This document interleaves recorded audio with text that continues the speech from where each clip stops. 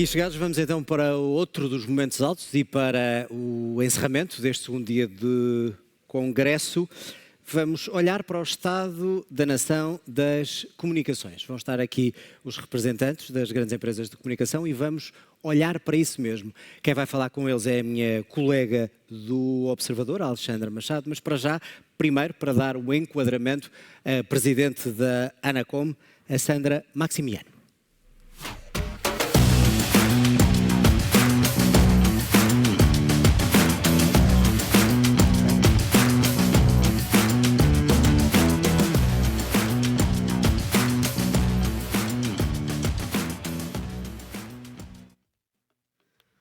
Olá, muito boa tarde a todas e a todos. Não entrei pelo túnel, mas é com enorme gosto que aqui estou hoje e começo por agradecer à APDC pelo convite que me foi endereçado e felicitar o Sr. Presidente da APDC, Engenheiro Rogério Carapuça, pelo sucesso deste Congresso, que é, sem dúvida, um marco incontornável no calendário nacional, pelo prestígio acumulado ao longo dos anos, mas sobretudo pelos temas aqui debatidos, que refletem os grandes desafios e oportunidades do setor das comunicações e do nosso tempo. É precisamente neste espírito de diálogo informado e visão estratégica que me proponho começar por partilhar algumas reflexões sobre o papel da regulação no setor das comunicações e no ecossistema digital. Num contexto de profunda transformação tecnológica e de crescente complexidade nos mercados digitais, a regulação assume hoje um papel ainda mais crucial. Como garante da concorrência sustentável, da inclusão digital, da inovação promotora de bem-estar social e, sobretudo, como pilar da confiança dos cidadãos e dos agentes económicos. Relembro, a confiança é um alicerce fundamental do ecossistema digital, quer, por exemplo, para a realização de projetos colaborativos entre organizações que visam o desenvolvimento tecnológico, quer para a adoção da tecnologia e partilha de dados por parte dos utilizadores. Sem confiança, sem partilha de dados, o desenvolvimento tecnológico baseado em inteligência artificial perde eficácia, relevância e capacidade de aprendizagem. Falou-se neste Congresso, e muito se tem falado, sobre a importância de ter empresas com escala, com capacidade de investimento e de criação de valor. Não é difícil encontrar em palavras minhas nesse sentido. Aliás, a pegada digital assim o confirma. Mas queria também reforçar a minha visão, enquanto economista, que a concorrência não é inimiga da escala, nem a escala impeditiva da concorrência. Para se investir em tecnologia, são precisos certamente recursos monetários, e a escala ajuda para tal, um ambiente regulatório previsível e ágil, que tenha uma visão abrangente dos interesses de todos os stakeholders, ou seja, cujo objetivo é a maximização do bem-estar social, mas é preciso também um ambiente dinâmico, onde a concorrência saudável funciona como motor da criatividade, da inovação e da diversidade da oferta de bens e serviços. Nas atribuições da Anacom, a promoção da concorrência é simultaneamente um objetivo em si mesmo, inscrito na lei e nos seus estatutos, e um instrumento particularmente apto à prossecução dos restantes objetivos, como o bom funcionamento dos mercados, promoção do investimento e da inovação e a garantia da defesa dos interesses dos consumidores e utilizadores. A Anacom tem promovido a concorrência através de medidas do lado da oferta, incluindo obrigações regulatórias endereçadas para a resolução de problemas específicos de concorrência identificados. Tem também promovido a gestão adequada dos recursos que as empresas necessitam para operar, por exemplo, o acesso adequado a espectro de radiofrequências e a numeração. É por vezes necessário intervir também do lado da procura, através da adoção de medidas que defendem os consumidores e demais utilizadores, protegendo os seus direitos e interesses, de modo a conseguirem obter o máximo benefício em termos de escolha, preço e qualidade de serviço. Paralelamente, importa garantir a coesão económica e social do país, assegurando a rápida evolução tecnológica, que a rápida evolução tecnológica não cria ou acentua a fratura digital, mas que, pelo contrário, potencia as competências digitais da população e o acesso a infraestruturas e instrumentos que permitam a sua inclusão, o crescimento e a competitividade de todas as regiões. Este desígnio de inclusão e equilíbrio territorial exige que olhemos de forma estratégica para os pilares técnicos que sustentam a digitalização. Entre esses pilares destacam-se elementos fundamentais como o espectro radioelétrico, um recurso escasso, mas essencial, cuja gestão eficiente se revela determinante para garantir a conectividade em todo o território e assegurar uma transição digital verdadeiramente abrangente. A transformação digital é estratégica para o país e o uso do espectro é uma das chaves para o sucesso desta transformação, que traz consigo um acelerado crescimento do tráfego de dados e uma proliferação de dispositivos e objetos ligados em rede. Por isso mesmo, é imperativo dotar o mercado do espectro necessário de forma a evitar entraves e, sobretudo, acelerar este processo de transformação.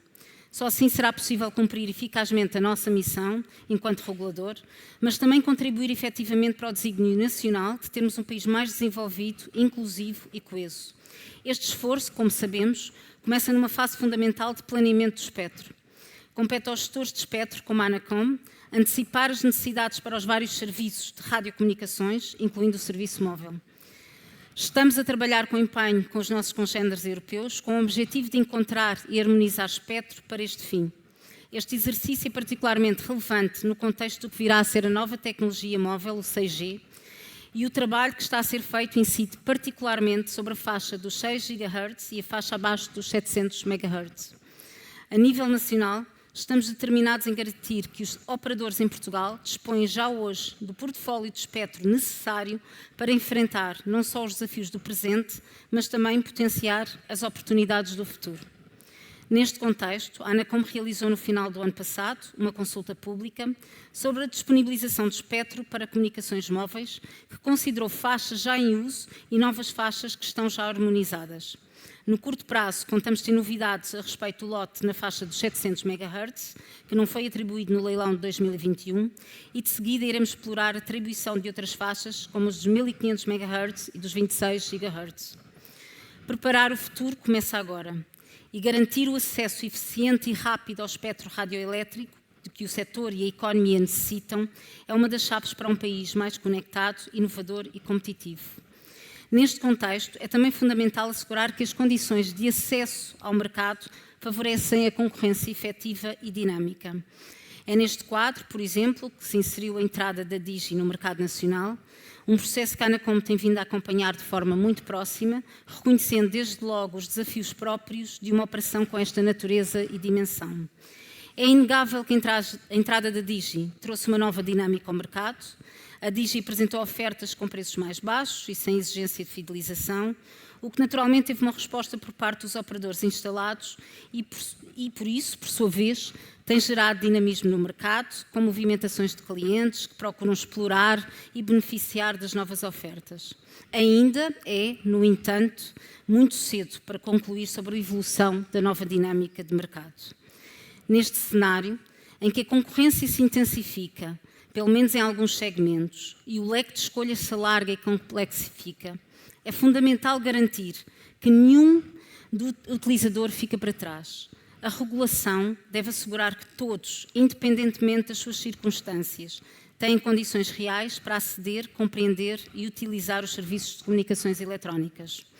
Neste âmbito, destaca-se a atuação da Anacom na promoção da transparência nas relações contratuais entre empresas e utilizadores, bem como a adoção de medidas destinadas a proteger os segmentos mais vulneráveis da população. Com estas preocupações em mente, a Anacom aprovou em 2024 um regulamento que define os requisitos a cumprir pelas empresas que oferecem serviços de comunicações eletrónicas acessíveis ao público, de modo a garantir acesso e escolha equivalentes aos utilizadores finais com deficiência em matéria de serviços de comunicações eletrónicas. Já agora gostaria de partilhar que o regulamento que incide sobre as tecnologias assistivas tem suscitado grande interesse por parte de vários reguladores europeus e do mundo lusófono, com os quais a Anacom tem importantes relações de cooperação multilateral e bilateral. A Anacom tem ainda trabalhado em articulação com o Instituto Nacional de Reabilitação, com vista à implementação da legislação em matéria de acessibilidade, assegurando também formação dos centros de arbitragem com os quais colabora nesta matéria. Mas regular bem é também antecipar, e nesse sentido é fundamental olhar para as infraestruturas críticas com uma atenção redobrada e entre elas destaco os cabos submarinos, que desempenham um papel absolutamente vital. São eles que asseguram a espinha dorsal da conectividade internacional, sustentando cerca de 99% do tráfego de dados que alimenta economias, serviços públicos, inovação e segurança. A sua importância geoestratégica e tecnológica obriga a que os reguladores, em articulação com todos os atores do ecossistema, tenham uma visão clara e positiva sobre proteção, investimento e desenvolvimento sustentável destas infraestruturas. Como é do conhecimento geral, o projeto de substituição do anel CAM, que liga o continente, os Açores e a Madeira, é essencial para a continuidade territorial e a integração digital. O novo sistema contribuirá para reforçar o posicionamento de Portugal como um hub internacional de amarração de cabos e armazenamento de dados. Para além da conectividade tradicional, o novo anel CAM integrará uma componente smart com sensores integrados para monitorização sísmica e oceanográfica. Esta componente fará do novo anel CAM uma infraestrutura de dupla utilização e que contribuirá para a prossecução dos Objetivos de Desenvolvimento Sustentável da ONU. A geografia de Portugal coloca o nosso país no centro da conectividade global. Esta posição privilegiada traz consigo responsabilidades especiais para garantir a resiliência dos sistemas de cabos submarinos, que deve ser pensada no desenho dos sistemas, Security by Design, através da redundância, da diversidade de rotas, manutenção preditiva, zonas de proteção e capacidade de reparação rápida.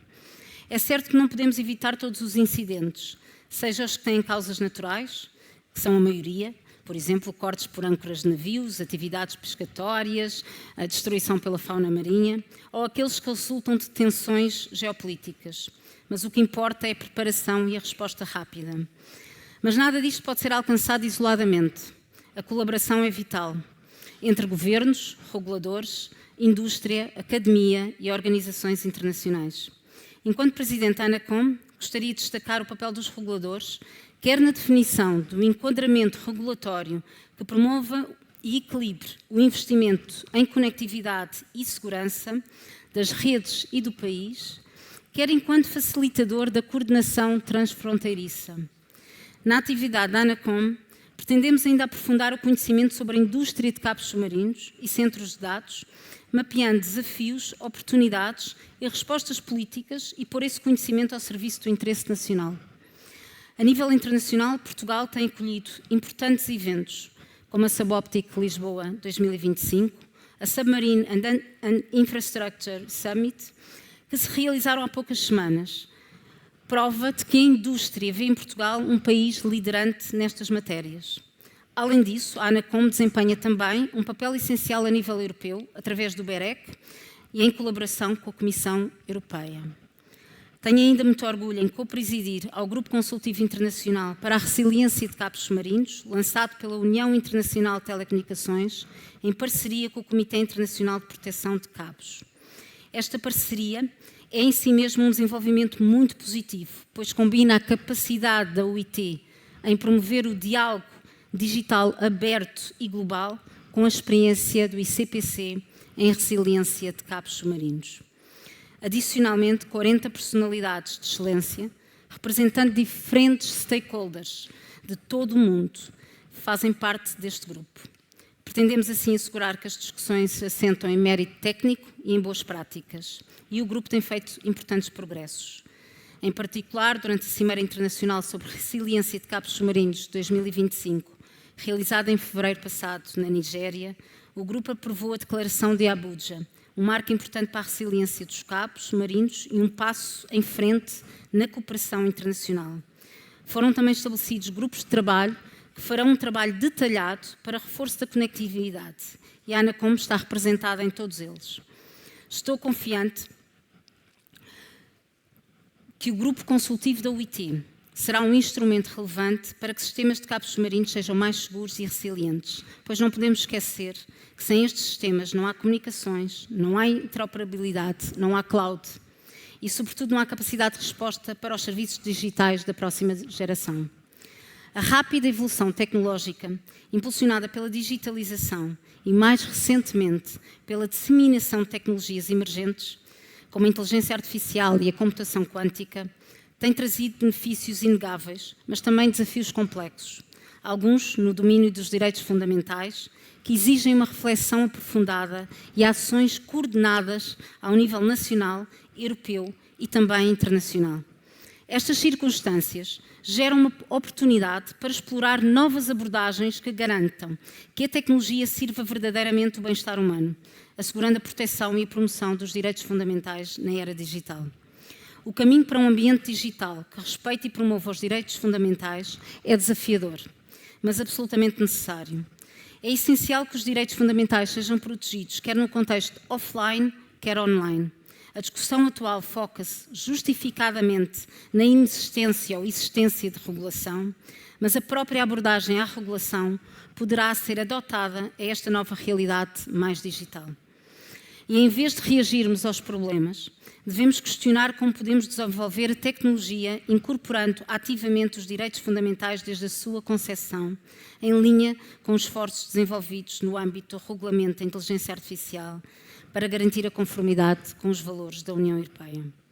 Na prática, isto significa incorporar princípios éticos e comportamentais no design da tecnologia, que permitam amplificar os valores e as liberdades dos respectivos utilizadores.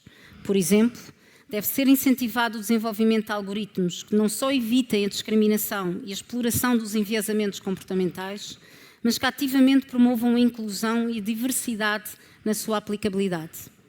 Sem prejuízo da relevância das iniciativas regulatórias já implementadas no domínio do digital, nomeadamente o regulamento dos serviços digitais e do regulamento da inteligência artificial, um tema que deve ganhar cada vez mais atenção de todos é a literacia digital e o papel que tem na capacitação dos cidadãos para que melhor compreendam as implicações dos serviços digitais nas suas vidas e exerçam os seus direitos de forma informada.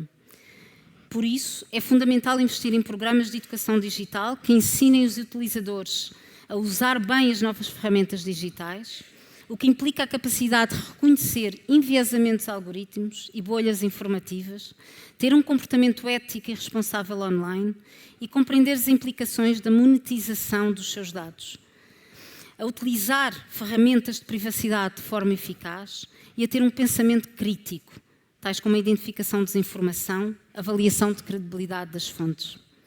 Neste contexto, a colaboração entre legisladores, reguladores, sociedade civil, academia e empresas tecnológicas é fundamental. A adoção de uma visão proativa e colaborativa poderá não só mitigar os riscos, mas também potenciar o papel dos serviços digitais e da inteligência artificial na construção de uma sociedade mais justa, inclusiva e humana. Um exemplo paradigmático da importância do trabalho colaborativo tem a ver com o incidente de 28 de abril, o chamado apagão, que teve um impacto significativo em inúmeros setores de atividade, com especial destaque para o setor das comunicações eletrónicas. A falha prolongada de energia elétrica provocou um efeito em cascata, com um impacto direto na operação das redes de comunicações eletrónicas móveis e fixas, afetando quer o acesso ao número de emergência, o 112, quer as comunicações entre os serviços de emergências, autoridades e agentes de proteção civil, CIRESP. Este foi, sem dúvida, um incidente que tão depressa não nos sairá da memória e que devemos analisar e compreender em detalhe, com o objetivo de melhorar o desenho e desenvolver redes e serviços mais resilientes e capazes de resistir melhor em situações futuras. Este incidente tornou evidente que a capacidade de aceder a serviços fixos se encontra dependente da alimentação da energia elétrica dos equipamentos terminais nas instalações dos utilizadores. Mesmo que as redes se mantenham operacionais e se mantiveram, numa situação de catástrofe ou emergência, as redes fixas não reúnem as condições necessárias, nomeadamente a energia necessária, para que possam ser consideradas uma alternativa. Os serviços móveis foram também afetados em todos os operadores, embora de uma forma progressiva ao longo do dia, à medida que os cell sites foram perdendo a sua capacidade de energia socorrida. Estes serviços, cujos equipamentos terminais são alimentados a baterias, que podem eventualmente ser recarregadas, tornaram-se na principal forma de comunicação disponível ao público em geral, instantes após a falha de energia. Importa referir que, ao comparar os níveis de autonomia dos operadores em Portugal com os indicados por outros países, verifica-se que, em geral, os operadores nacionais estão em linha com as melhores práticas internacionais. Na resposta a um incidente, os operadores ativaram de forma imediata os seus planos de segurança e as equipas de emergência, a ANACOM, esteve sempre em contacto com os operadores. Contudo, foram identificados constrangimentos, nomeadamente em termos de incerteza quanto à duração do evento e na falta de informação fidedigna por parte das entidades relevantes no setor energético. Tanto as empresas como a ANACOM já identificaram medidas para impedir ou minimizar a ocorrência de incidentes similares no futuro, incluindo a revisão de planos de contingência, reavaliação dos riscos de implementação de redundância acrescida, reavaliação e reforço da autonomia energética das baterias e aumento das reservas de combustível utilizadas pelos geradores. Elaboração de uma lista de ativos prioritários na reposição do fornecimento de energia elétrica, estabelecimento dos procedimentos necessários para que empresas de comunicações eletrónicas possam beneficiar do acesso à rede energética de postos de abastecimento em situações de crise energética, realização de ações de informação e sensibilização da população e promoção da realização de exercícios conjuntos. Ainda que a probabilidade de ocorrência no futuro de um incidente de natureza semelhante seja baixa, tiramos lições dele e trabalharemos em conjunto para que no futuro as consequências sejam menores. Os serviços de telecomunicações são hoje parte integrante da vida das pessoas, das empresas, do Estado e dos governos. A sua disponibilidade, fiabilidade e segurança são condições essenciais para o funcionamento da sociedade e da economia.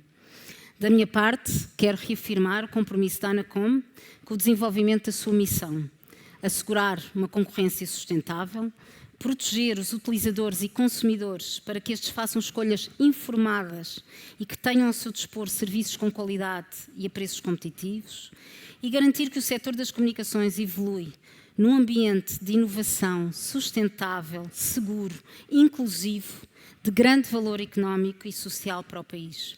É este o compromisso da ANACOM. Muito obrigada pela vossa atenção.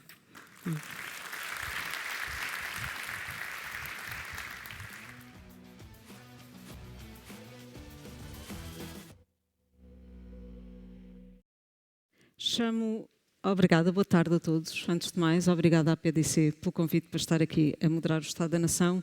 Chamo então os operadores para este painel. Não estão pela ordem que eu vou chamar, mas não faz mal. Ana Figueiredo, CEO da Mel, Luís Lopes, CEO da Vodafone e Miguel Almeida, CEO da NOS. Tudo bem, porque eu conheço-vos e sei quem são. Ok. Obrigada, mais uma vez, por estarmos aqui a falar um bocadinho do setor. O ano passado disseram que era a única vez que se encontravam no ano, portanto, aproveitem bem esta hora que temos pela frente. Alguns de vocês são novas caras para mim, que já moderei várias vezes este painel. Não é o caso do Miguel Almeida, que já somos antigos nesta casa.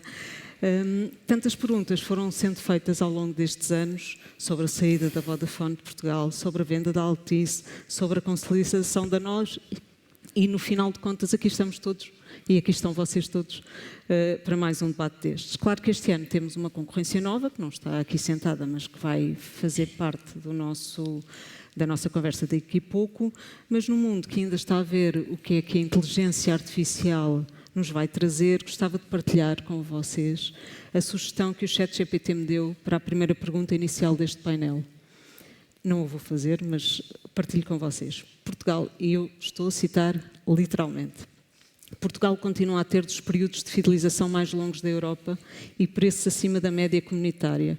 Qual é, afinal, a responsabilidade de cada operador na dificuldade em tornar o setor mais competitivo e transparente para o consumidor? Fim da pergunta do ChatGPT. Mais uma vez, não vou fazer esta pergunta tal como ela está, mas começo por fazer outra citação que é do programa do atual governo, recém-empossado, que diz que um dos seus objetivos em relação ao setor é, e passo a citar, aumento da concorrência e da diversidade da oferta nos serviços das comunicações eletrónicas, garantindo a neutralidade da rede, a transparência dos preços e a defesa dos direitos dos consumidores e a sua confiança no mercado. Pergunto, é preciso... Vou começar pela Ana Figueiredo e vamos dar a rodinha. É preciso aumentar a concorrência ou, por outras palavras, há um déficit de concorrência neste setor e pouca diversidade da oferta, como o Governo diz no seu programa? Bem, primeiro que tudo, muito boa tarde a todos. É um prazer mais uma vez estar aqui neste painel, neste congresso. Obviamente cumprimento o Rogério Carapuça e obviamente os meus colegas de painel. Mais um ano para discutirmos aqui o estado do nosso setor e da nossa indústria. Eu acho que, na nossa opinião, na minha opinião e na opinião da MEL, já existe concorrência, já existe diversidade de oferta. Eu não sei o que é que se quer dizer com diversidade de concorrência. Se estamos a falar de número de operadores, temos 4 operadores no mercado, como o português, a servir 10 milhões de termos de população do país. E temos a Alemanha exatamente com 4 operadores que servem 80 milhões em termos de população. Portanto, eu acho que este setor tem provado que é um setor transparente, que é um setor que trabalha e tem trabalhado no desenvolvimento de redes de última geração. Os portugueses beneficiam de uma qualidade de serviço e de uma qualidade de rede provavelmente superior à média europeia. E as estatísticas assim o indicam e não são as estatísticas indicadas nem pela MEL, nem por cada um dos operadores, mas são estatísticas internacionais. Ainda hoje de manhã tivemos o Alexander Grupelli, que representa a Connect Europe, dizendo que Portugal, por exemplo, está a par, obviamente, dos congéneres europeus em termos do 5G, em termos de cobertura, e estamos muito acima em termos de cobertura de redes de última geração, de fibra óptica, que eu penso que a média europeia anda à volta dos 70% e nós estamos à volta dos 95%. Isto tem sido feito, obviamente, através de investimento, através de inovação, através de concorrência, e se fizermos uma análise histórica, e eu já tive a oportunidade de dizer isso até no último congresso, dos últimos 10, 15 anos, houve alteração de cotas de mercado, houve alteração de ofertas, houve alteração também de número de serviços a serem disponibilizados ao consumidor. E a concorrência vê-se em números, porque eu acho que não devemos discutir coisas abstratas, acho que devemos pegar em números, analisar os números. Nos últimos 10 anos, a receita do setor cresceu 25%. Se aplicarmos a inflação, cresceu 42%. O custo por gigabyte, ou o preço por gigabyte, cresceu 90%. E o tráfego nas redes multiplicou-se por 18%. Portanto, eu acho que isto prova o dinamismo do setor, prova o dinamismo também da concorrência, porque isto não seria alcançado, obviamente, sem dinamismo em termos do ponto de vista concorrencial entre os operadores e os players do mercado. E mais, só que isto também afeta a sustentabilidade, obviamente, deste setor, do ponto de vista de investimento e de inovação, porque nós queremos continuar a investir. Já lá vamos.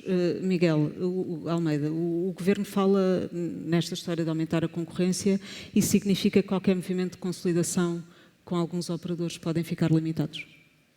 Que o quê? Desculpa. Que o movimento de consolidação. Bom, antes de mais, boa tarde a todos. Começar por dizer que é um prazer estar aqui de novo. O ano passado fui dado como morto, aqui estou outra vez. Não foste só tu, os dois. Fomos os dois dados como mortos, estamos aqui. Portanto, é motivo de satisfação de per si. Vários comentários sobre isso. Primeiro, em relação à pergunta da inteligência artificial, que não fez. Isso para mim, só é sintoma dos riscos da inteligência... Que é preciso moderadores jornalistas, não é? Não, os riscos da inteligência artificial estão bem patentes. A inteligência artificial vai buscar informação que circula na internet e, de facto, essa é a informação que circula na internet. Infelizmente, não corresponde à verdade. Portugal tem dos preços mais baixos da Europa e, quanto aos períodos de fidelização, a prática dos 24 meses está em toda a Europa. Portanto, comece por negar as premissas da pergunta do ChatGPT. Depois, em relação ao programa do Governo. Eu não relevo essa parte do programa do Governo. Aquilo que eu relevo do programa do Governo, e que foi hoje aqui reafirmado pelo Sr. Ministro, é quando, no preâmbulo, o Governo diz ou manifesta a preocupação com a inovação e a sustentabilidade. Hoje aqui o Sr. Ministro teve a ocasião de sublinhar isso de forma muito vincada, A regulação, diz ele, não pode ser só olhar pelos interesses de consumidores, tem que ser olhar pelos interesses do mercado e pelo bem público, e não é isso que tem acontecido, mas podemos lá voltar daqui a pouco. Já voltamos. E, portanto, isso é que eu relevo no programa do Governo e acho que é isso que vai orientar as medidas do Governo para a frente e, portanto, nessa medida podemos extrair o que quisermos do programa do Governo. Eu extraio esta, que é o que me parece o mais relevante. Ainda vamos voltar ao programa do Governo. Luís Lopes, a Vodafone tentou comprar a Novo, não conseguiu, foi impedida pela Autoridade da Concorrência. Como se consegue então consolidar? Que eu percebi que o Miguel Almeida fugiu à questão da consolidação, mas como é que se consegue então consolidar neste mercado? Muito obrigado também pela pergunta e obrigado pelo convite mais uma vez para estar aqui presente. E começaria só por fazer aqui uma observação, porque foi aqui dito que havia mais um operador no mercado português. Na verdade, não há só mais um operador no mercado português. Há mais do que 2 ou 3 operadores com alguma escala a operar no mercado português. Portanto, existem vários operadores que não estão aqui presentes e aproveito também para, de alguma forma, dar os parabéns à PDC, de uma maneira quase premonitória, só colocou aqui 3 cadeiras para operadores, portanto, se calhar há uma visão parecida com a que eu tenho também sobre o mercado de telecomunicações, em que não há espaço para mais do que 3 operadores com escala. Há uns anos falava-se de 3,5, não era? Muito bem. Portanto, começando por essa parte, relativamente à questão que me colocou da consolidação do mercado, de alguma forma, a observação que fiz antes responde à sua pergunta, que é, há um ano atrás estávamos aqui a discutir que possivelmente poderia existir, já nessa altura, com um grande ceticismo, a compra por parte da Vodafone da operação da Novo. A Autoridade da Concorrência entendeu que não era possível, mesmo com um conjunto de remédios apresentados muito mais fortes do que qualquer outro tipo de remédios que assistimos em outras operações em que as cotas de mercado resultantes eram muito mais significativas do que esta em questão, nomeadamente em Espanha, em Inglaterra, a transação da integração entre a Vodafone e a 3, e, portanto, mostra que, se calhar, o nosso regulador da concorrência tinha uma visão muito peculiar do mercado das telecomunicações, em concreto do mercado das telecomunicações português, contrário àquilo que assistimos no resto da Europa. Miguel Almeida, Mário Draghi, no relatório da competitividade, defendeu que deveria haver fusões de operadores na União Europeia nas telecomunicações e defendeu inclusive que as regras de análise concorrencial deveriam ser aligeiradas para que isso fosse possível. Se isso acontecesse, e imagino que não tenha a expectativa que isso possa acontecer, ou gostava de lhe perguntar se tem a expectativa que isso possa acontecer, mas se isso acontecesse, tem algum target definido? Tenho o quê? Target definido. Isto ouve-se mal, de facto, não é? Deixe-me voltar então atrás à pergunta de há pouco. O ano passado aqui, a Alexandra não estava, mas as pessoas que estavam estarão recordadas certamente, aquilo que eu disse é que o destino incontornável do setor em Portugal é a consolidação. Aliás, disse, eu sei que é estranho estar aqui a dizer isto, antes de termos na altura não tinha entrado este tal novo operador que foi merecedor de publicidade gratuita, na altura eu disse, o destino não é possível, não é sustentável, o setor, o país não tem capacidade de ter 4 operadores. E, portanto, eu não tenho qualquer dúvida que a consolidação vai existir. A questão que se coloca, e a questão que se deve colocar a reguladores, não tanto ao Governo, mas também ao Governo, é se o vamos fazer com muito prejuízo para o país ou se vamos fazer com menos prejuízo para o país. O que eu quero dizer com isto? Quanto mais tarde ela acontecer, maior será o prejuízo. Porque o mundo continua a mover-se. A competitividade digital é um pilar crítico de qualquer sociedade, e também o é de Portugal.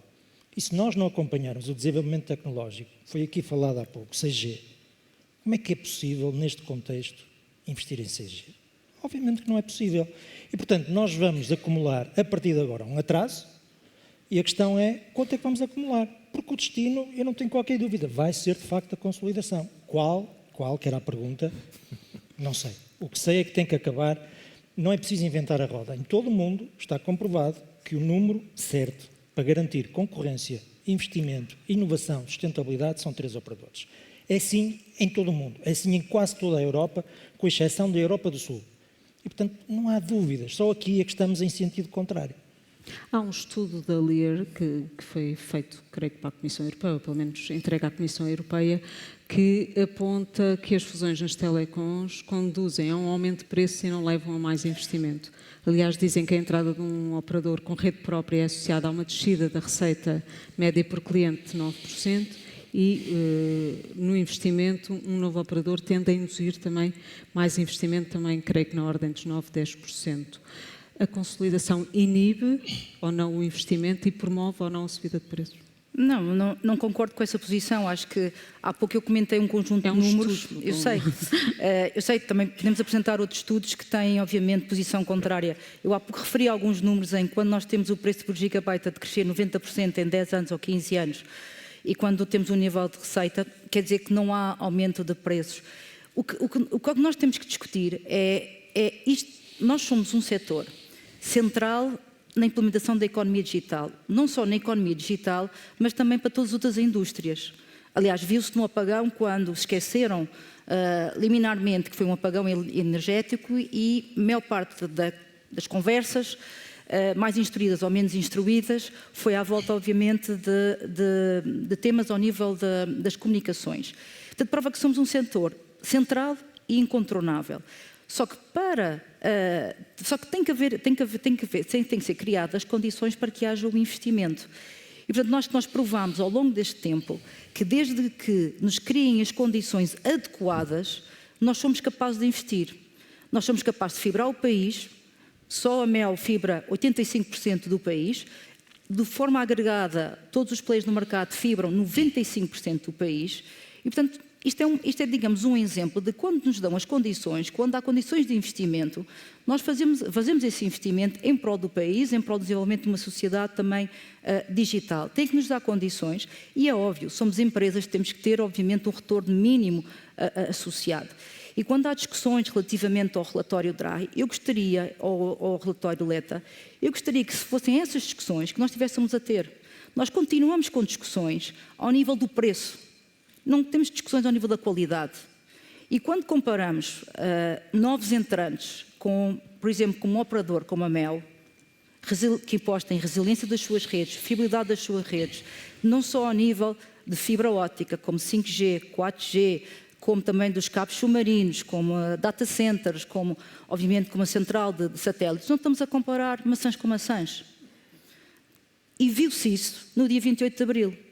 E, portanto, enquanto tivemos uma discussão sobre preço, é uma discussão redutora. Nós devíamos ter uma discussão sobre política industrial. Que política industrial é que nós queremos para o nosso país? Onde é que queremos posicionar Portugal? No espaço europeu e no espaço mundial. Queremos estar na vanguarda, como sempre tivemos, desde a década de 90, ou queremos estar na retaguarda? É que nós, neste momento, estamos a começar a ficar na retaguarda. Estamos a começar a ser a lanterna vermelha. E, obviamente, tendo, em média, na Europa e também em Portugal, e Portugal não é exceção, ter um retorno do investimento inferior ao custo do capital, isto não é sustentável. Por isso, obviamente, nenhum investidor investe neste setor, que neste momento somos talvez dos setores a nível europeu, talvez dos menos atrativos, para investir mais e ter menor retorno. E acho que nós já conseguimos provar que, obviamente, com obrigações, cumprindo com o nosso papel também ao nível de responsabilidade social, somos players que conseguimos, obviamente, também contribuir de forma positiva. Portanto, devemos deixar estas discussões e resolver questões concretas que nós temos. Nós temos questões básicas para resolver, de acesso às infraestruturas aptas. Temos um decreto-lei 123 que está há anos a ser discutido e não é aprovado, que é básico também para o desenvolvimento de redes de última geração. Eu congratulo-me, obviamente, que no discurso apresentado na COM se fale do CAM e do novo CAM, mas não há uma data ainda. Devíamos estar a discutir como é que vai ser as novas ofertas, devíamos estar a discutir como é que vamos fazer a migração dos serviços. É essencial não só para a continuidade que está territorial em termos de comunicações no programa do Governo, mas obviamente para os operadores que operam. E não temos visibilidade. E aqui, obviamente, puxo um bocadinho aqui ao nosso ponto, nós estamos a operar um cabo que devia ter sido desligado em dezembro de 24. E, portanto, é isto que nós temos que discutir. Temos coisas básicas para resolver e devíamos estar a discutir o futuro. Então, devíamos estar a deixar-nos de conversas sobre preço e sobre um conjunto de operadores que entram no mercado Enfim, com o painel não tem condições... cá ninguém do Governo nem da ANACOM, não é? Não, São mas os três entram no operadores mercado com e condições acho que os que clientes são também querem artificiais. saber, Sim.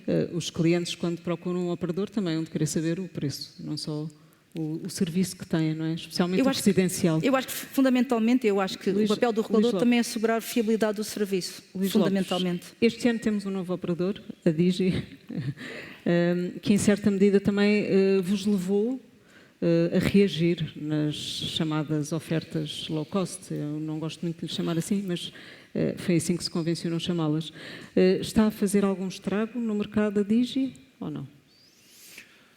Não sei se a expressão é está a fazer algum estrago, porque continuo a achar, e aqui de alguma forma também concordo com o que a Ana Figueiredo disse, que é, na verdade, há aqui dois mercados. Há um mercado que felizmente é a maioria do mercado, que quer ter serviços de qualidade a um preço justo. E esse é a larga maioria do mercado consumidor e claramente do mercado empresarial português. Obviamente há um segmento que só quer o preço mais baixo que existe no mercado. Esse segmento existe, nós próprios temos uma oferta com uma marca amigo, que não é a marca Vodafone, para endereçar esse segmento. Se me perguntar, esse segmento está a ter um forte crescimento? Não, não está. O mesmo para vocês? Para as vossas ofertas neste segmento? Não está a ter um forte crescimento? Desculpem, só para... Já voltou, Luís. Não creio, com todo o respeito, não creio que essa seja a questão essencial num debate sobre o Estado da Nação. Eu só quero saber se estão a ter ou não. Não sei, não conheço os números. Muito bem. Estranho não conhecer os números, mas a entrada deste novo operador vocês foram acusados de criar entraves na sua entrada. Efetivamente a Digi entrou, significa que levantaram esses obstáculos, Miguel? Quais obstáculos? Acusados por quem? Pela ANACOM, inclusivamente. Cá está. Cá está? Mas quais são esses obstáculos? Quais foram esses obstáculos em concreto? Do acesso às vossas redes, nomeadamente? No acesso, a interligação foi dada imediatamente nos timings que são exigidos pela regulação. Não houve nenhum obstáculo. Nenhum obstáculo. Portanto, mais uma vez, criou-se essa percepção para defender não sei muito bem o que é e que interesses. Não houve nenhum obstáculo, pelo menos da parte de nós, não sei da parte dos outros concorrentes. Esse operador, desde o primeiro momento, tem interligação, teve acesso às infraestruturas, o que é que falta? Estamos disponíveis, tal como na consequência daquilo que foram as regras do leilão de espectro, para oferecer roaming nacional, não nos foi solicitado. Que obstáculos são esses? E continuamos sempre com uma narrativa completamente desligada da realidade. Eu não conheço nenhum obstáculo. Não pode atirar aos obstáculos. Quais obstáculos? Tanto não havia que eles estão aí. Luís, interrompi-o há bocado, mas gostava de virar aqui um bocadinho a agulha para o 5G. O 5G está atrasado. É que o Governo também diz no seu programa, e eu prometi voltar ao programa do Governo, que pretende recuperar o atraso em cobertura de 5G. Eu sinceramente não partilho de todo dessa afirmação. Aliás, o 5G está presente... A Vodafone está presente em 308 das 308 concelhos que Portugal tem. Está presente em 99% da população. Portanto, e como já aqui foi referido, o 5G está presente aos níveis de penetração de população das melhores que se praticam na Europa. Portanto, há muitos países, economicamente até mais desenvolvidos que Portugal, que têm menos 5G que Portugal. Portanto, Portugal, apesar de ter feito o leilão do 5G mais tardiamente do que a maior parte dos países na Europa, construiu a rede de maneira acelerada e lançou o serviço, em particular a Vodafone e os operadores aqui presentes, lançaram o serviço, não foi preciso esperar, não foi preciso fazer adiamentos de prazos, ao contrário de outros, e, portanto, lançou o serviço e continua a expandir e tem 5G praticamente em toda a população. Se calhar, o comentário que o Governo possa ter feito poderia dizer respeito a uma modalidade do 5G, que é o standalone, que é uma modalidade que permite algumas funcionalidades adicionais do 5G. Essas funcionalidades têm relativamente pouco interesse para o consumidor poderão ter mais interesse para o segmento empresarial, que por sua vez pode usufruir de muitas dessas funcionalidades com redes móveis privadas, das quais nós temos, a Vodafone tem feito algumas em Portugal, algumas delas até recentemente noticiadas, como por exemplo com a Simpor. Mas de todo não posso subscrever essa afirmação de que o 5G está atrasado. E o que é que se pode fazer para aumentar essa disponibilidade do standalone? O que é que pode ser feito? Aqui é um bocadinho a galinha e o ovo, porque as redes estão preparadas para fazer isso, tem que existir procura do lado empresarial para implementarmos esse tipo de funcionalidades. Nós, como disse, temos funcionalidades parecidas através de redes móveis privadas e é isso que temos vindo porque os clientes pedem-nos isso e, portanto, mas não há essa questão é o standalone, não é uma questão que eu considero que há qualquer tipo de atraso em Portugal. Ok, mas não há essa procura das empresas, Miguel, e é aí que o 5G pode ser rentabilizado? Não há, mas deixe-me voltar atrás para, mais uma vez, continuarmos a separar as percepções dos factos. E eu trouxe aqui este papelinho, sei que já não se usam papéis.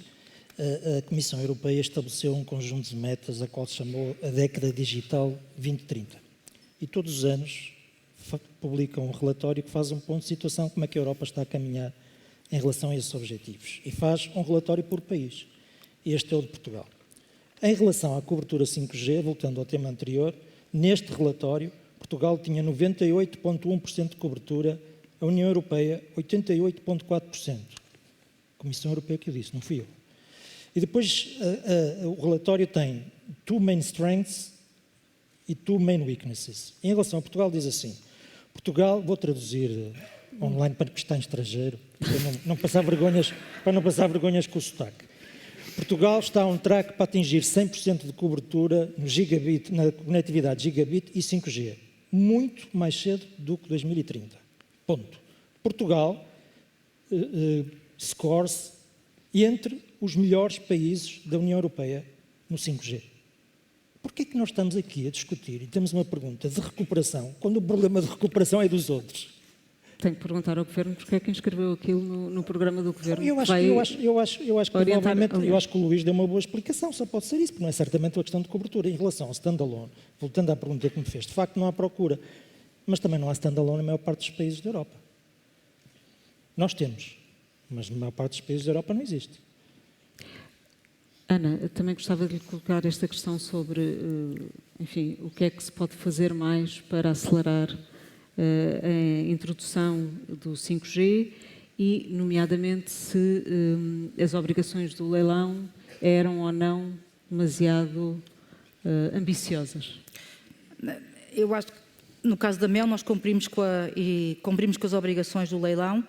A rede, acho que como os meus colegas tiveram a oportunidade de dizer em termos de números, obviamente foi desenvolvida, está implementada. Isto é como as autoestradas, os carros e os condutores.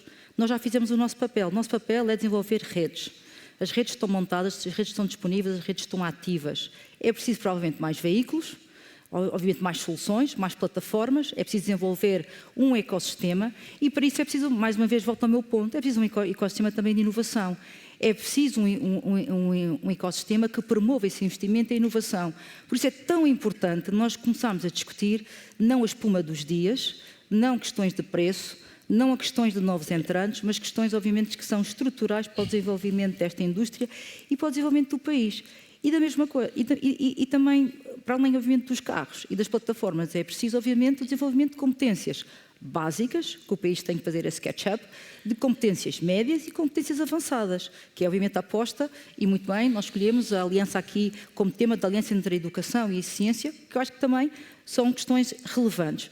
Portanto, a adoção do 5G por parte das empresariais em soluções mais avançadas vai depender, obviamente, da capacidade das empresas também de terem capacidade de investimento para o fazer. Eu acho que não cabe, neste momento, aos operadores fazerem mais do que fizeram. Os operadores, e o caso da Mel, fez o seu papel. E, portanto, as redes estão aí disponíveis e estão disponíveis para serem utilizadas. E, portanto, se calhar nós temos é que... Eu leio o programa do Governo na lógica de que, se calhar, temos que promover condições para que as redes que já estão disponíveis, obviamente, tenhamos uma maior adoção, uma maior utilização. eu acho que todos nós aqui estamos de acordo que deve haver maior utilização das nossas redes, porque nós fizemos o investimento esse que tem a componente de taxas de espectro que decorreram do leilão, mais obviamente os custos de desenvolvimento de equipamentos e provavelmente os custos que eu paguei de licenciamento e de taxas é muito superior até ou quase igual ao mesmo investimento que eu fiz em equipamento de inovação. Provavelmente eu gostaria de ter despendido esse mesmo euro em inovação, em apostar, obviamente, e nós temos um departamento de inovação e uma unidade de inovação que está, by the way, está sediado em Portugal e, portanto, gostaríamos de ter investido muito mais. Eu acho que, voltando à minha questão, eu acho que nós já fizemos o nosso papel. O nosso papel está feito.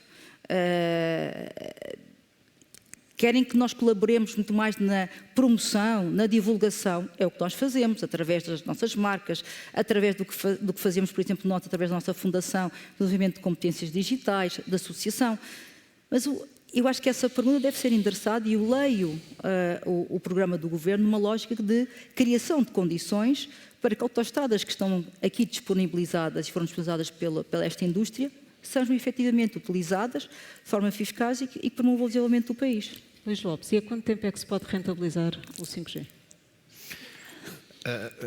Como é que se pode rentabilizar o 5G? Eu, se calhar, fazia, aproveitando que também temos aqui a presença da excelentíssima Presidenta da ANACOM, fazer um apelo à regulação no que diz respeito, em particular, ao espectro. Nós, como operadores, haver previsibilidade regulatória e haver previsibilidade no espectro é fundamental. Ou seja, quando nós olhamos para os investimentos que fazemos, e quase sempre são investimentos que não há retorno numa década, é preciso mais. O 5G, a ter retorno, provavelmente será várias décadas. É fundamental que essa previsibilidade nos permita ter confiança que podemos fazer investimentos. Nesse aspecto, ter espectro licenciado em períodos de tempo significativos, em linha, já que nos queremos comparar com a Europa, vamos comparar também como é que o espectro é cedido noutros países, termos cedências de espectro mais longas e não períodos de renovação de alguns anos e depois a seguir a possibilidade de poder existir em leilões ou não. Esse é um aspecto que eu acho fundamental, em particular quando se coloca essa questão de o que é a rentabilidade do 5G e quando é que se prevê que possa ser rentável. Esta é a resposta que eu gostaria. Mas 15 anos é pouco tempo. O que é que a Vodafone defende? 20. Processos de 30 anos, por exemplo, licenças de espectro. E não 10 ou 15 anos, coisas do género. Não é o que a Vodafone defende, é o que a Comissão Europeia defende. A Comissão Europeia está a preparar um documento que vai publicar, penso que no fim deste ano, que é o Digital Networks Act, ao qual tem vindo a fazer um conjunto de consultas e a publicar white papers e vai partilhando os objetivos e está claramente expresso, bom, a premissa, ponto de partida deste documento é que o retorno dos capitais empregos nos operadores na Europa está abaixo de custo de capital, isso é insustentável, não é possível fazer investimentos dessa forma e, portanto, tem que haver aqui um conjunto de medidas que permitam o reforço do investimento. E nessas medidas já foi claramente expresso, e vai estar certamente no documento final, que é preciso aumentar a duração das licenças de espectro, e na Europa, em média, elas são de 20 anos, portanto, quando a Comissão Europeia fala em aumentar, estamos a falar, certamente, 30 ou 40 anos, e ter renovações de espectro facilitadas ou automáticas. Porquê? Por causa da previsibilidade do investimento. E agora contraste-se com o que está a acontecer em Portugal. Há espectro que vai terminar agora em 2027. O que é que diz a ANACOM?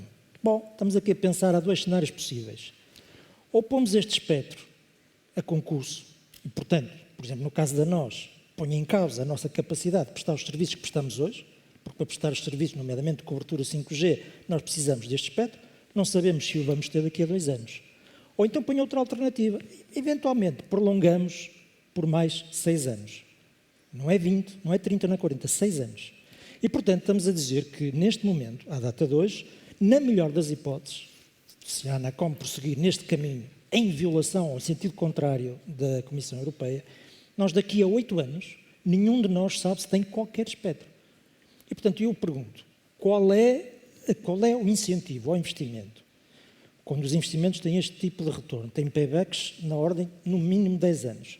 Qual é o incentivo ao investimento? Hoje, à data de hoje e nos próximos anos, nomeadamente quando se começa a falar em 6G, quando eu não sei, nenhum de nós pode dizer que vai ter espectro daqui a 8 anos. Isto é absolutamente insustentável. E depois, para mim, o que me deixa perplexo é o contraste entre isto que está a acontecer, o que eu acabei de escrever, e o discurso. É que não tem nada a ver. E é extraordinário o contraste entre aquilo que a Comissão Europeia está a defender e vai defender no documento final e aquilo que nós estamos a fazer. E já agora, aquilo que também já está a acontecer num conjunto de países da Europa. Em Espanha, o espectro foi renovado sem nenhumas condições por 20 anos. E aqui estamos a ter este tipo de discussões. Tem sido renovado também, não é? Tem sido a política até agora. Tem sido a política até agora, mas a própria Autoridade da Concorrência também considerou que 15 anos até é demasiado longo e diz que não podem ser renovadas automaticamente. Estou a citar a Autoridade da Concorrência, até sugeriu que a renovação impusesse condições, aos operadores. Esperam que a Anacom não olhe para o que disse a Autoridade da Concorrência. Ana. Eu acho que estou a ficar redundante, não sei, estou a ouvir sempre ao meu ponto e relembro-me sempre também de coisas que já referi em anteriores debates como este. Mais uma vez, o que é que nós queremos do ponto de vista de política industrial, o que é que nós queremos para este setor? O que é que nós desejamos? Previsibilidade. A previsibilidade regulatória é essencial. O espectro é um bem, é um ativo essencial. Portanto, nós defendemos, obviamente, que seja continuada a política que tem sido seguida pelo regulador de renovação. Estamos à espera, obviamente, de que possa haver condições adicionais, ou no passado tem havido condições adicionais do ponto de vista de obrigações, mas nunca, obviamente, com custo adicional. Acho que nós já temos, primeiro, custos de regulação demasiado elevados para o país que somos, temos complexidade regulatória elevada. Eu não sei em que é que se baseia a ADC para ter esse tipo de posição. Eu só consigo imaginar que há desconhecimento total deste setor. Há um desconhecimento total como é que nós funcionamos, como é que é feito o investimento. E se calhar, primeiro a ADC devia-se perguntar se todo o espectro que está distribuído está a ser efetivamente utilizado e de forma eficiente. E se calhar há situações assimétricas, situações que têm que ser resolvidas. Porque o espectro que nós temos é utilizado e cumprimos com as nossas obrigações do ponto de vista regulatório. Portanto, começo a ter dificuldade a não entender porque é que nós, como país, demoramos tempo a tomar as medidas que são necessárias. Não ter previsibilidade relativamente ao espectro de 2027, nem sequer ao 2031, é grave. Isso pode, neste momento, dizer o seguinte, ou seja, não tendo previsibilidade, eu vou parar o meu investimento em capacidade de rede. É efetivamente isto que nós queremos? É efetivamente isso que nós queremos num país como Portugal, que reconhecidamente tem de facto uma geografia que nós manifestamente como portugueses não contribuímos, portanto herdamos essa geografia, mas estamos de facto a aproveitar essa geografia em termos de ser um hub digital, de conectividade com o mundo, etc. Portanto, nós temos que resolver estas questões essenciais e os timings do setor privado não se coadunam com este... Com o timing da regulação. Não estou a dizer com o timing da regulação, estamos a falar de timing de regulação, políticas industriais, ter ideias claras para aquilo que nós queremos. E não podemos temos de ter previsibilidade, não pode haver alteração, temos que reduzir os custos também, obviamente de regulação, e temos que, de uma vez por todas, também ter, para aquilo que são os mesmos serviços, ter o mesmo nível de obrigações. E aí leva-nos à discussão relativamente, todos estamos de acordo, por exemplo, com o WhatsApp, dá serviço de voz e dá serviço de texting, mas tem uma assimetria do ponto de vista de obrigações regulatórias completamente diferente das nossas. E outra coisa, esqueçam, inteligência artificial, quantum computing, edge computing, cloud service, tudo o que nós estamos a falar que vai ser a nova era tecnológica, sem os operadores. Somos nós que garantimos a conectividade, seja nos backbones, seja de última milha. Conectividade a nível dos data centers, conectividade com o consumidor final, com as empresas. Portanto, se este setor não tiver condições para continuar a desenvolver redes de alta capacidade, aumentar a capacidade das suas redes, porque o tráfego que aí vem é maior, comparado com a autoestrada, se eu não tiver capacidade todos os anos de construir, obviamente, faixas, então vamos ficar bloqueados. E não estamos preocupados. E não consigo entender como é que não estamos preocupados como país, como é que não procuramos soluções e como é que não procuramos soluções em colaboração setor privado, setor público e, obviamente, regulação. E é este tipo de discussões, como eu há pouco estava a falar, vejo com preocupação que não estamos a discutir as questões essenciais.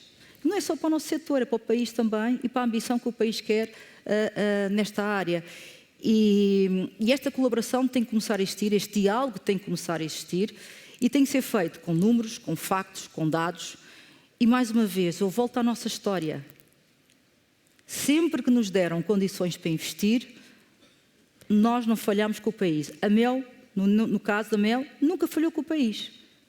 Luís, e faz sentido começaste já a falar da atribuição de novas frequências.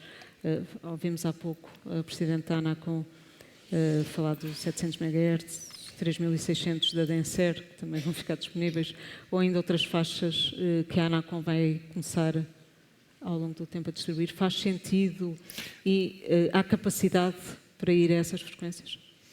Bem, a questão das frequências, deixe-me só, Alexandra, dar aqui uma nota também positiva, apesar de existir agora, finalmente, um movimento no sentido de algum espectro que hoje em dia está atribuído a uma entidade que disse o nome, mas que nunca fez nada com esse espectro e parecer agora que está a haver um movimento no sentido de acontecer alguma coisa para o espectro não estar simplesmente... Se retirar.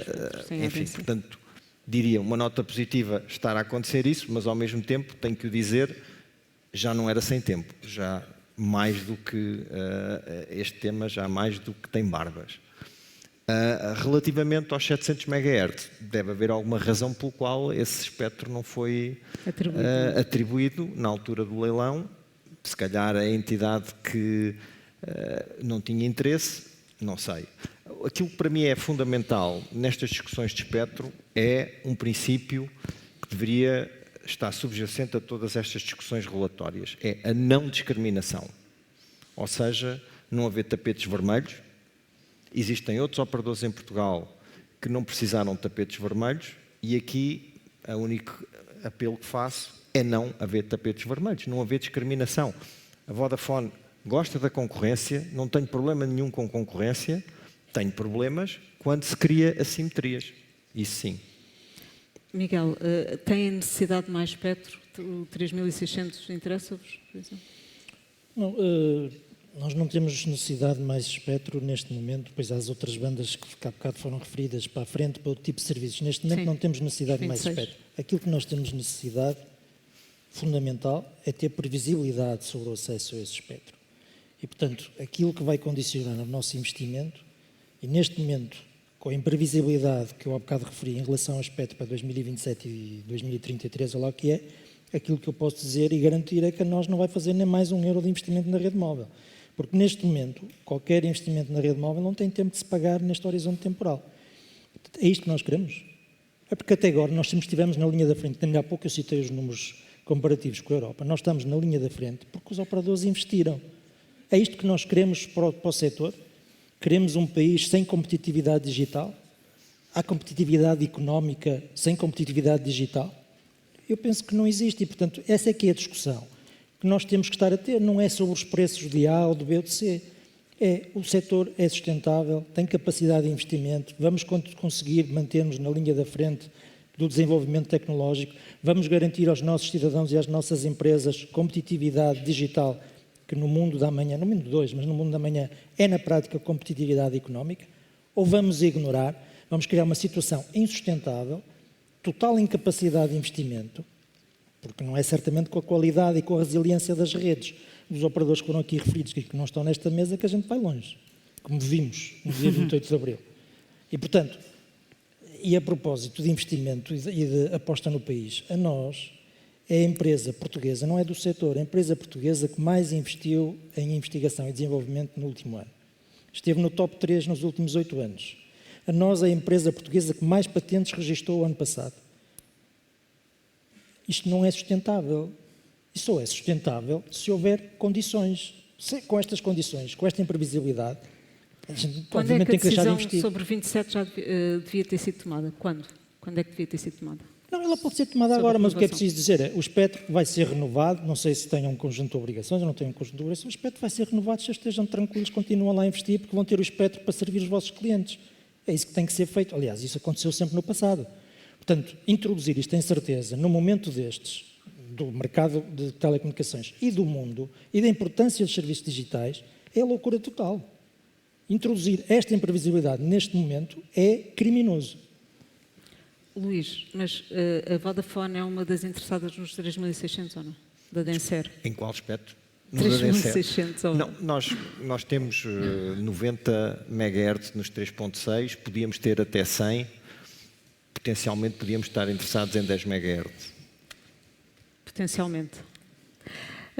Ana, também a mesma pergunta se estão interessados em mais espectro ou não, mas introduzindo aqui outra questão que é, se a resposta for negativa, também tem a ver com as taxas de espectro que se pagam e isso pode afastar também de um futuro leilão? Eu acho que temos que separar, talvez a minha resposta eu ia separar em dois. Relativamente ao espectro, para aumentar a nossa capacidade dos serviços atuais, obviamente iremos avaliar todas as opções que estiverem em cima da mesa, desde que, obviamente, sejam condições económicas que nos façam sentido e, portanto, iremos manter interesse. Discussões ainda ao nível do 6G, mais uma vez, eu acho que estamos a pôr a carroça à frente dos bois. Acho que temos outras questões essenciais para resolver. Antes, como eu vos disse, eu dei alguns exemplos e temos que resolver essas questões essenciais.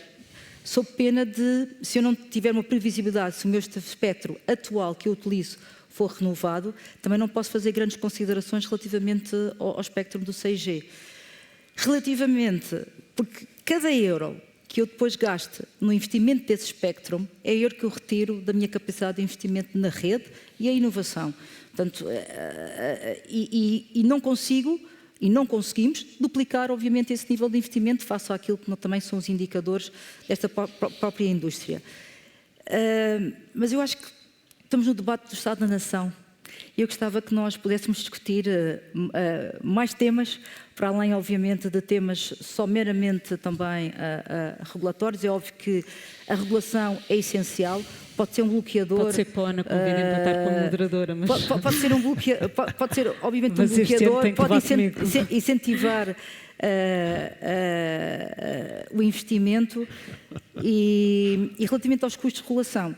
É óbvio que nós gostaríamos que estes custos de regulação fossem manifestamente inferiores e que esses custos regulatórios... no sentido de se são ou não impeditivos do investimento. Não são impeditivos do investimento, mas dificultam o investimento. Mas já agora, só deixe-me ir aos seus. Acho que temos que... Compreendo que a Anacom tenha que ter a sua autonomia financeira, obviamente como regulador, mas também tem que ter um incentivo também à eficiência. E neste momento nós estamos a suportar todos os custos de estrutura da Anacom relativamente a repartir pelos operadores que estão no mercado sem nenhum tipo de incentivo, digamos, à utilização eficiente destes custos. A mim preocupa-me é relativamente ao reforço e bem das competências da Anacom, em termos do ponto de vista de serviços sociais, como é que nós vamos garantir essa autonomia financeira de futuro e como é que eles vão ser financiados. Não podem ser financiados, sobre as novas competências ao nível de cibersegurança e dos serviços digitais, não podem ser financiados das mesmas regras e pelos atuais prestadores. E assim sendo, se o custo, obviamente, de duplicar, que eu acho que já são elevados, porque já são os mais elevados da Europa, não podem duplicar, porque isso, obviamente, onera. Respondendo depois à sua pergunta, é óbvio que vai dificultar o nível de investimento e rentabilidade. Luís. Ou a própria Autoridade da Concorrência, também é financiada através da Anacom. Sim. Nós pagamos o orçamento da Autoridade da Concorrência. E ele também fazer uma pergunta sobre os custos de regulação. Há ideia no setor qual é o custo da regulação, quer em taxas, quer em normas que têm que ser obedecidas, quer em diplomas que têm que ser transpostos e aplicados? Nós sobre os custos de regulação, e aqui, pronto, enfim, estamos só aqui a discutir regulação, não deveria ser aqui o objetivo, como eu também partilho, mas tenho que o dizer, os custos de regulação em Portugal, quando nós comparamos em percentagem das receitas de telecomunicações, são muito mais altos do que qualquer outro país na Europa.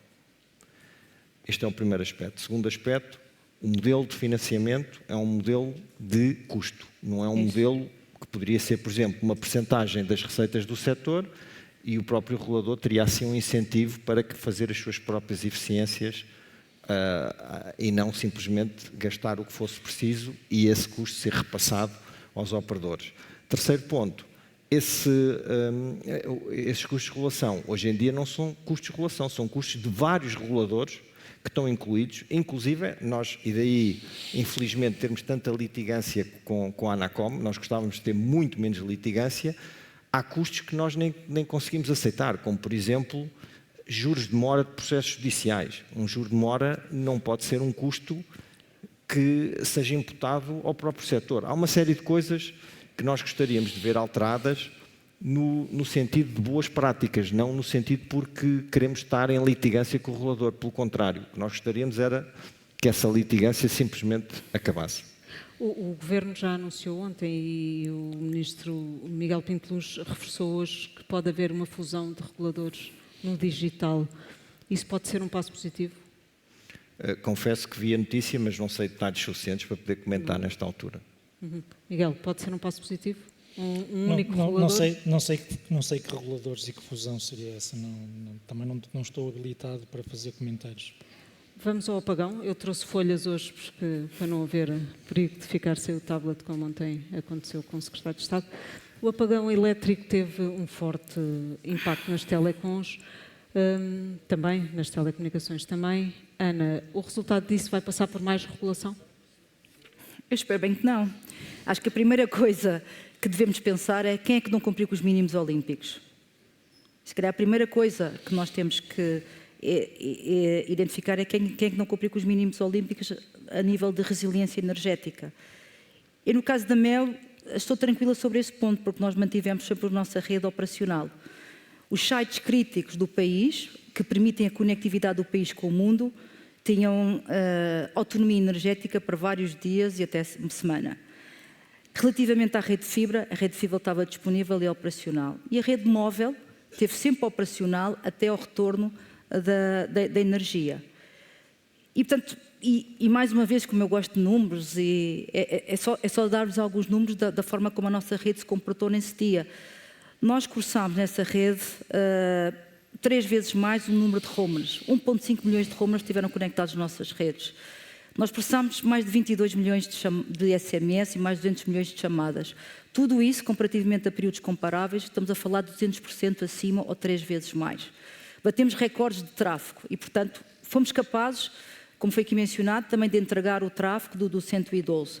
E, portanto, conseguimos suprir quando algumas redes estavam com algumas dificuldades. Portanto, isso é, mais uma vez, e voltando ao ponto que é tão essencial nós discutirmos no nosso setor. Isso só se faz com investimento, com equipas, com investimento em redes, em resiliência, em redes robustas, em redes seguras e, obviamente, com equipas que tenham capacidade de reagir e reagir em momentos de crise. E, portanto, o que nós temos que perguntar é, precisamos mesmo de mais regulação, porque o tema foi um apagão energético, não foi um apagão das comunicações, foi um apagão energético. A primeira coisa que nós temos de identificar é, este tipo de temas foi um apagão energético a nível nacional. Não foi setorial, não foi numas regiões do país, inteiramente outra. Foi, obviamente, nacional. Então, acho que nós temos que pensar, primeiro, o que é que nós devemos ter, quais foram os motivos? Vamos ter isto recorrentemente? Quais são os mecanismos que o país está a fazer para, em caso de ocorrer, não termos quase 12 horas sem energia no país? Eu acho que isto é essencial, porque nenhuma rede, a nível mundial, está desenhada para aguentar 24 horas, sobretudo as redes móveis e os sites, relativamente a este tema. Eu vi muitas pessoas discutirem, devíamos ter mais baterias, devemos ter tanques. É só verem, olharem para Lisboa, onde é que estão as antenas, a maior parte das antenas e os site cells? Estão em rooftop de edifícios. Agora pergunto, esses edifícios têm estrutura que aguente tanques de combustível? Algum de nós quer ter um tanque de combustível? Mesmo que a gente colocasse baterias e geradores, será que a estrutura do edifício aguenta? Portanto, nós temos que ter discussões sobre factos, sobre onde é que está verdadeiramente o problema e temos que ter discussões sobre a execuibilidade de algum tipo de medidas e, obviamente, onde é que devemos ter redundâncias. Por isso, mais uma vez, é aqui que se prova, no dia 28, quem investe e quem não investe. É aqui que se prova quem leva tempo Quer concretizar? a recuperar. Quem é que não eu acho investiu? que isso é público e não me compete a mim estar a apontar. Um operador que a Alexandra teve tanta vontade em trazer para o debate, que não está aqui, quantos dias demorou a recuperar os seus serviços? É este nível de qualidade que nós queremos? É este nível de resiliência? Porque se nós estivermos só nas discussões de preço e alinharmos todos pelo mesmo diapasão e pelo mesmo nível de avaliação, então temos um problema. E não somos todos iguais. E não fazemos todos o mesmo tipo de investimento. Por isso, deve haver discussão, sim. Estamos, obviamente, aqui sempre dispostos a colaborar nessa mesma discussão e encontrar, obviamente, formas, mas não acredito que seja com o maior nível de regulação. Luís, a mesma pergunta, mas com o twist das telecomunicações, nada falhou. Eu concordo com o que a Ana disse, não há mas lições gostava a tirar para o futuro. Concordo com o que a Ana disse, mas gostava de acrescentar mais 3 pontos. O primeiro é que, apesar disso, a Vodafone tirou algumas lições importantes do apagão, não tendo sido um evento que tem qualquer tipo de culpa o setor das telecomunicações, não deixámos de fazer algumas medidas concretas de reforço de resiliência pós-apagão. Segundo ponto, nós temos apagões constantes no país a acontecer, localizados, normalmente por cortes de fibra, e infelizmente chegam a demorar para se poder reparar em alguns sítios muito mais horas do que nós gostaríamos, porque nós não temos ainda uma equivalência, apesar de a termos, ao nível de município, não temos equivalência de infraestrutura crítica. Portanto, temos que esperar pela polícia, temos que esperar por não sei quem, e às vezes demora muitíssimo mais tempo. Isto são pequenos apagões. Agora imaginem se isto fosse, o que aconteceu foi um apagão elétrico, mas se houvesse alguma destruição de ativos físicos, tinha sido muito mais complicado. E por isso diria que era importante que esse reconhecimento das telecomunicações, ainda mais depois do dia 28, fosse feito a todos os níveis do setor público e governamental. E o terceiro ponto do apagão é crítico que nós estabelecemos planos de resiliência entre vários setores, por colaboração entre os vários setores, porque não vai ser só cada setor a desenhar o seu plano de resiliência, vai ser uma coisa absolutamente absurda para o país, porque não faz sentido dessa maneira. Temos que olhar para quais são os serviços críticos que são necessários criar redundância, quais são os serviços que precisam de resiliência energética de maneira segmentada e de maneira estruturada. Não podemos fazer isso isoladamente a cada setor. Portanto, medidas de vamos pôr nas telecomunicações mínimos de resiliência de 24 horas nas BTS, na minha opinião, não faz qualquer tipo de sentido, tal como disse a Ana. Miguel, estamos quase a terminar. Gostava ainda de colocar uma última questão que tem a ver com o impacto que pode vir a ter nas vossas atividades. O facto, por exemplo, nos Estados Unidos, em maio, o streaming já ter ultrapassado a audiências da televisão tradicional. Aconteceu nos Estados Unidos em maio e eu gostava de perceber se isso é um caminho que está a acontecer em Portugal também e o que é que pode mudar nas estratégias de vocês operadores. Essa questão, não sei agora recuar no tempo o suficiente, mas diria que é colocada mais ou menos nessa forma há 10 anos, de há 10 anos para cá. Porque essa tendência também conhecida por cord cutting nos Estados Unidos tem pelo menos essa antiguidade, para não dizer mais. E o que se passa é que a situação, o contexto de mercado na Europa, em particular em Portugal, é muito diferente do contexto de mercado americano. O preço médio que um consumidor americano, uma família americana, paga e pagava por um pacote de televisão, estamos sempre a falar acima de $50. Pela televisão só, pelo pacote de televisão. E, portanto, quando aparecem alternativas a $10, a $12, e mesmo somando vários serviços, consegue ficar abaixo de $50, existe um incentivo para esse movimento. Ora, essa não é a realidade da Europa e certamente não é a realidade de Portugal, que na melhor das hipóteses podemos dizer, não que haja sempre este preço autonomizado, mas sendo muito agressivo, no máximo 10 euros é quanto a gente cobra para a televisão, provavelmente menos. E, portanto, o incentivo é muito menor. E provavelmente aquilo que eu estimo que aconteça no mercado português é que as pessoas vão continuar a subscrever os serviços de streaming, os vários que existem, mas não será por causa disso que vão desligar o serviço de televisão que complementa nomeadamente com programação live, com o desporto, com os noticiários, complementa os streamers a um custo que é facilmente comportável pelas famílias. Portanto, não creio que seja uma ameaça concreta para o setor em Portugal. Há 10 anos falava-se, mas, enfim, a ultrapassagem foi agora este ano e, enfim, acho que isso faz parte do Estado da Nação. Ana, vai mudar alguma coisa na vossa estratégia por causa deste sinal que vem do outro lado do Atlântico? Eu acho, na minha opinião, nós observamos, obviamente, uma alteração do consumo, ou seja, como os consumidores veem TV e utilizam a TV.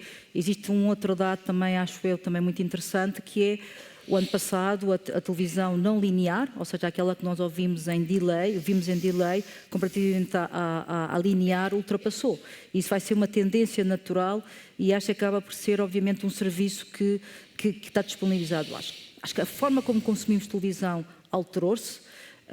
Agora não existe um ecrã central que unia as famílias todas na sala de jantar, é vista em diferentes devices. Aqui o que nós fazemos é acompanhar, obviamente, como é que os nossos clientes consomem TV, como é que consomem outros serviços e acompanhar do ponto de vista de ofertas e, obviamente, disponibilização dos nossos serviços. Portanto, é uma tendência e acho que também os consumidores portugueses valorizam muito o conteúdo nacional, não é? Portanto, que não está disponível neste momento nessas plataformas e, portanto, há uma combinação entre conteúdo nacional, desporto nacional, obviamente com séries, com outros conteúdos. E eu acho que, mais uma vez, também a forma económica como nós oferecemos no mercado o serviço leva a que não haja também tanto incentivo nessa componente. Luís Lopes, a mesma pergunta com um acrescento que é, enfim, também queria saber se está a alterar alguma coisa a vossa estratégia e se vamos voltar também há uns anos de haver compra de conteúdos adicionais, se vai haver aqui consolidação com os streamers. Eu acho que não se trata de streaming versus non-streaming, até porque as plataformas que a Vodafone proporciona aos clientes incluem serviços de streaming, de conteúdos internacionais, conteúdos nacionais. Eu aqui diria que o consumidor o que quer é os conteúdos e quer quando quer e sempre em qualquer device, seja na sua televisão, seja no seu telemóvel, e portanto acho que essa é a tendência, que é a televisão linear vai reduzir algum peso, como tem vindo a reduzir, tal como já foi aqui dito, mas isso não quer dizer porque nós todos, em particular a Vodafone, adaptou a sua oferta disponibilizando esses serviços todos de streaming aos clientes. Portanto, o que nós queremos sempre é dar o que os clientes querem e resolver os problemas dos clientes, não é vender coisas que se vendia há anos atrás. Portanto, não é isso que nos move. A minha pergunta é mais no sentido se faz sentido investirem, voltar a haver aquela discussão de investir, os operadores investirem diretamente em conteúdos. Vocês estão na Sport TV, faz ainda sentido estar na Sport TV ou faz cada vez mais sentido estar na Sport TV? Nós estamos na Sport TV desde há 10 anos, talvez. Mas a questão se vamos investir mais em conteúdos ou não, existe cada vez mais oferta de conteúdos, pois a questão de conteúdos desportivos é uma questão muito específica, mas relativamente aos outros conteúdos, nós não investimos diretamente nos conteúdos, mas porque o nosso papel é de assegurar que os nossos clientes têm acesso a todos os conteúdos possíveis e, portanto, temos um papel de distribuidor, não temos um papel de dono de conteúdos. Eu acho que aqui acrescentava aquilo que o Luís dizia, e relativamente à Sport TV, onde estamos todos, a primeira coisa que tem que se discutir é o modelo de centralização dos direitos esportivos. Enquanto não houver, digamos, uma clarificação, pelo menos no caso da MEO, é difícil responder essa pergunta. Miguel, a mesma pergunta para terminarmos da Sport TV. Ainda faz sentido ou faz cada vez mais sentido? Isso aconteceu num contexto particular, no caso da nós, a nós não está lá há 10 anos, está lá há 25, sim, desde sempre. Qualquer coisa desde sempre. E nessa altura fazia sentido, estávamos a falar no momento em que não existia Pay TV. Portanto, era preciso criar incentivos a que as pessoas, de facto, migrassem do free-to-air para Pay TV. E era preciso oferecer conteúdos. Portanto, provavelmente nessa altura fazia sentido, hoje não faz sentido. E penso que essa discussão, disso referiu, voltarmos a ter essa discussão, eu penso que essa discussão nunca verdadeiramente existiu, certamente não existiu na Europa, com exceção de um período concreto em Portugal, muito definido no tempo e no espaço. De resto, acho que ela nunca se colocou. Efetivamente, nós somos distribuidores, não somos produtores de conteúdos. Muito bem. Muito obrigada, já acabámos o nosso tempo. Para o ano, vamos ter a Vodafone Portugal? Esperemos que sim. Cá neste painel. 3 cadeiras, não é? A nós, vai estar como é hoje, a nós? Ou consolidada? A nós ou eu? Nós.